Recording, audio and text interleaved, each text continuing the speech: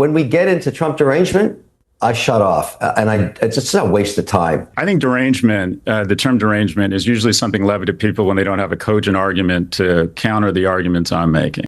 Hey guys, I'm Mike. And in this video, we're looking at a clip from Piers Morgan where Scott Galloway debates Kevin O'Leary, specifically over Elon Musk and Donald Trump.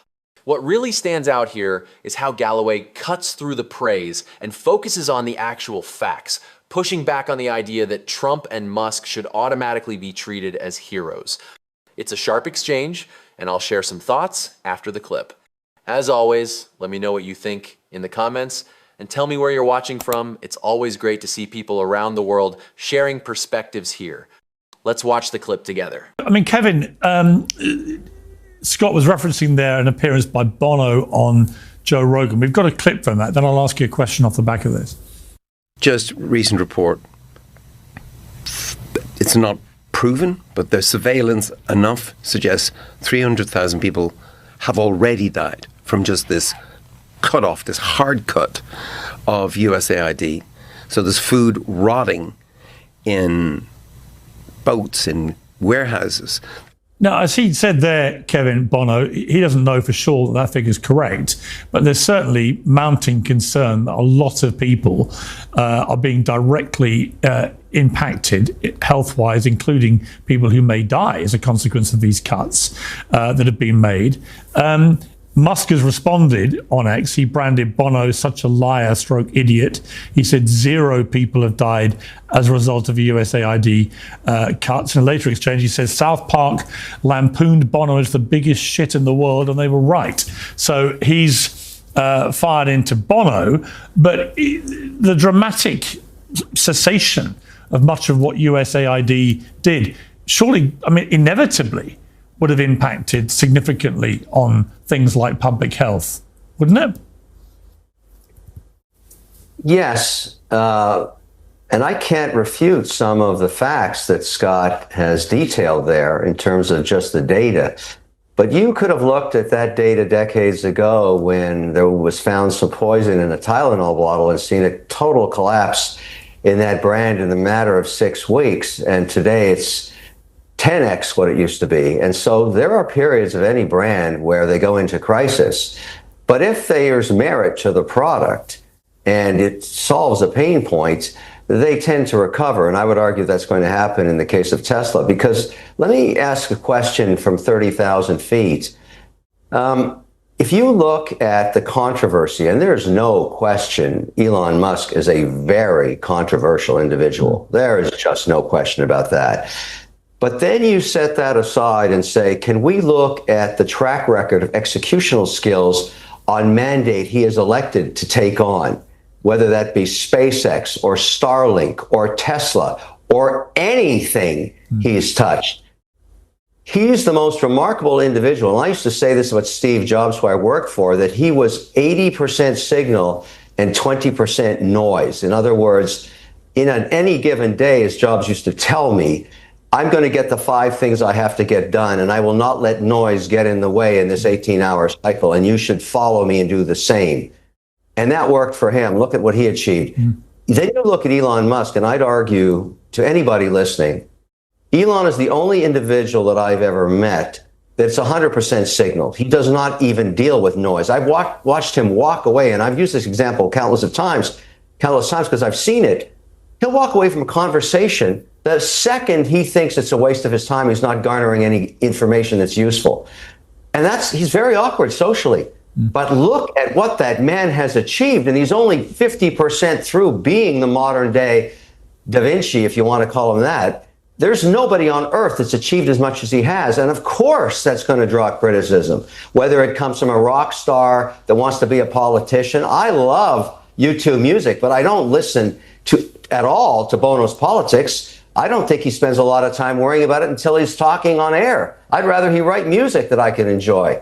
I'd rather listen to what Musk has to say in terms of moving forward on these mandates that solve huge problems for mankind. Where would the Ukrainian soldiers be without Starlink? Yeah, there's a lot to unpack in what Kevin O'Leary is saying here, because the contradiction is pretty glaring. On the one hand, he's essentially arguing that celebrities should just shut up, that their opinions don't matter, and that we should all just focus on the product, make the music, enjoy the music. End of discussion. But that argument completely collapses the moment you look at who he does think should be taken seriously. Because Kevin O'Leary isn't saying nobody gets a voice. He's saying certain people shouldn't, while elevating others based almost entirely on wealth. Elon Musk, for example, is treated as some kind of authority figure on politics, foreign policy, and democracy, despite having no background in public service, diplomacy, or governance. His influence doesn't come from experience or expertise, it comes from being a billionaire. That's it. And that's where the hypocrisy really shows. Take someone like Bono. You don't have to agree with him on everything, but he spent decades working directly on global issues: fundraising, advocacy, debt relief, humanitarian efforts. He's been involved in policy conversations across multiple administrations and countries. If Kevin O'Leary's standard were actually about qualifications or substance, Bono would clear that bar easily. But somehow, Bono's voice should be dismissed, while Musk's should be amplified. The difference isn't credibility, it's money. Then there's the Ukraine argument, which really highlights Scott Galloway's broader point. O'Leary gestures toward things like Starlink and frames it as proof that this administration, and Musk by extension, is firmly supporting Ukraine. But that's a selective reading at best. We all know the full picture is far more complicated. You don't get to point to one favorable action and then ignore everything else that undermines it: the mixed messaging, the threats, the leverage, the ambiguity, the way support has been framed as conditional or transactional. And that's exactly what Scott Galloway is calling out here. You can't cherry pick the positives and pretend the negatives don't exist. You can't say, well, this one thing was helpful, so that excuses everything else. That's not how accountability works in politics, in business, or in public life. Even more importantly, you don't get to claim moral clarity while refusing to apply consistent standards. If celebrities shouldn't speak because they're famous, then billionaires shouldn't get a free pass just because they're rich. If experience matters, then it should matter across the board. And if actions are going to be judged, then all of them need to be on the table, not just the convenient ones. That's what makes this exchange so revealing. Galloway isn't arguing that Musk or Trump are uniquely evil or incapable of doing good. He's arguing something much more basic and much harder to refute: that no amount of success, influence, or money should exempt someone from scrutiny. And the moment you stop asking hard questions is the moment you stop taking democracy seriously. Where would people be without Teslas that provide incredible value for the dollar in the low-cost versions? Or what about SpaceX? Will we get to Mars? Well, if we are, it's going to be because of Elon Musk. Yeah, and you know, it's interesting. I was standing with him in the line to meet President Trump and the Emir of Qatar in Doha 2 weeks ago at the state dinner.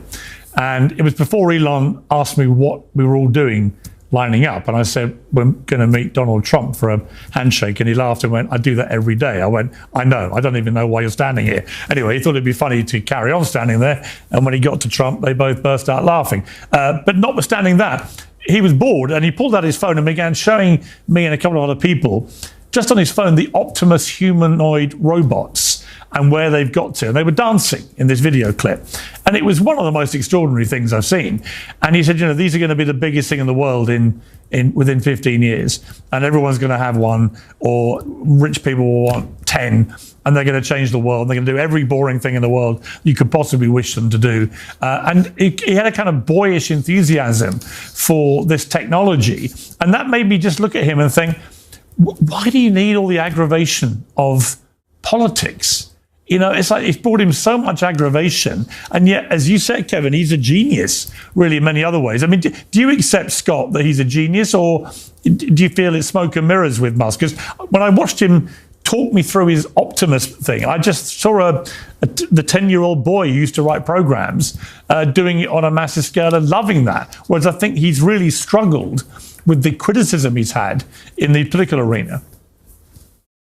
I don't think you can deny his genius. I'll use Starlink on my flight to London in a couple days, and it's a superior product. I owned a Tesla. But somehow we've decided in America that innovation and money replaces or obviates or excuses depravity. Cutting off aid to HIV positive mothers, deciding what veterans should get benefits, cutting off SNAP payments, which have shown to have a positive net return when people run out of money for food at the end of the month. I mean, I think one of the wonderful things about being an American, and quite frankly, for me, what it means to be a man and what I try to teach my boys is the whole point of prosperity is such that you can protect people. And I think the two of you are more impressed with Mr. Musk than I am. I think if somebody is making Nazi salutes, if somebody is being sued concurrently by two women for sole custody of their child because that person has not spent any time with that child, when someone is so severely addicted to drugs they can't get their shit together to show up to the White House without looking exceptionally high, I don't think that's the right role model for young men. So what I would ask to all of us is look at what money has done to us. That if someone can land a rocket on metal scissors or create a great AV, he's a genius. He's the wealthiest man in the world. But does that mean we should excuse depravity? Does that mean, unlike Bill Gates, he's not using his billions to help people? He's not planting trees, the shade of which he won't sit under? I think this is an individual who has literally come off the tracks, who is rabidly addicted to drugs, and is using his immense power to get people elected, and that too many of us excuse what is abhorrent behavior. I think his legacy is not going to be an EV or putting rockets into space. I think it's going to be unnecessary death, disease, and disability of the world's most vulnerable. That is not what it means to be an innovator. It's not what it means to be an American. It's not what it means to be a man. Wow. Kevin, what do you say to that? That's a tough criticism. And that's certainly the kind of controversy that surrounds him and has almost since he came on the scene at the PayPal days. He has distractors. Scott's one of them. I get it. I would have kept that. There's a concept now that I deal with every day called Trump derangement syndrome internationally when I have to work in Abu Dhabi or in Zurich. And I get into a meeting and they want to go into a diatribe about Trump. And I say, this is a useless use of time. I'm not here to debate politics. I'm here to debate policy because we don't make money in politics as investors. We make money with policy. So if we could just use our valuable time together to look at the policy and see if there's an investment opportunity together. But I can't, and I don't care to get into debating Trump derangement syndrome. But what you just heard there from Scott is Musk derangement syndrome. And I get it. And I think it's fair that he has those criticisms, but it doesn't distract or take away from the achievements the man has made so far and will make. And I'm an advocate for executional excellence because in the end, if you burn your calories trying to change someone who you know is not going to change and don't focus on the output that he can provide and the great solutions for mankind he has provided and hopefully will with robotics you talked about, then you are in the form of being dominated and controlled by a derangement syndrome. That's my opinion. And I've so far avoided that and I work a lot in Washington now.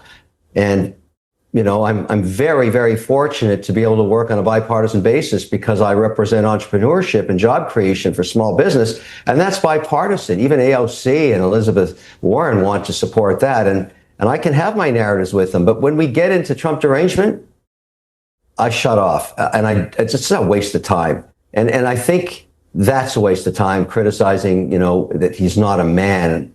I mean, I just find that, and I respect Scott. I mean, I respect his opinion. I respect all opinions, but let's burn our calories moving the needle forward is my view. Kevin O'Leary is saying personalities don't matter. Let's focus on policy. And Scott Galloway is saying the policy sucks, right? Let's look at the policy. We're talking about the policy. I would also argue that personalities do matter. If nothing else, the greatest job of the president of the United States is to lead with character, to represent the character of the American people. I would also add to that, Scott. I think you make some very valid points about USAID, and I really want to see the the data on that when it comes in is to see exactly what the bottom line impact has been. And if it is anywhere near the levels that you and Bono think it's going to be or is being, it's clearly going to be appalling. But I would say on the derangement syndrome aspect of Musk and Trump, they both attract a huge amount of support and plaudits and aggro and so on. You know, you referenced there that he did a Nazi salute. And I don't think you actually think he did a Nazi salute for a moment. I mean, I'll ask you, but I don't think you do.